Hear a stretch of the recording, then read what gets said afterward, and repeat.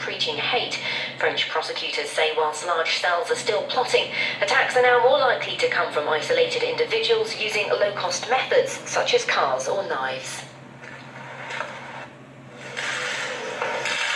Turkish President Recep Tayyip Erdogan and his Russian counterpart, President Vladimir Putin, will meet for the fourth time in 8 months today. Business communities on both sides are hoping it's an indication of improving relations. In Moscow, restaurant owner Naki Karasan said things have not been easy since relations fell to an all-time low after Turkey downed a Russian warplane at the end of 2015. There were around 3,000 Turkish enterprises before. Now we've got only around 1,500. The maximum trade turnover was $35 to $36 million every year. Now we haven't even got half that. So we need to think how to make this turnover grow in the future. Following the warplane incident, Russia imposed a number of economic sanctions on Turkey, including the suspension of visa-free travel to Russia for Turkish citizens.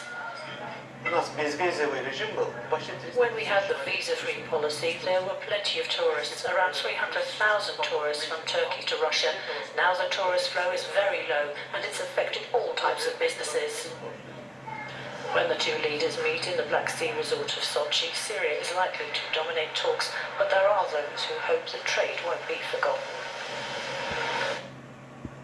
Images from asylum seekers show the start of the eviction of hundreds of men inside an abandoned Australian detention centre in Papua New Guinea. The refugees refused to leave the Manus Island camp 2 weeks ago, despite power and water being cut off. Immigration here and police came back again to block the tank, and now look, they are blocking the place to empty all the water left inside.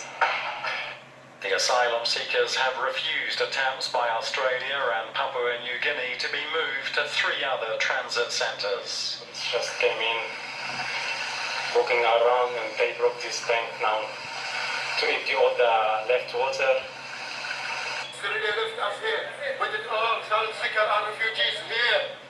The men are mostly from Afghanistan, Iran, Myanmar, Pakistan, Sri Lanka and Syria.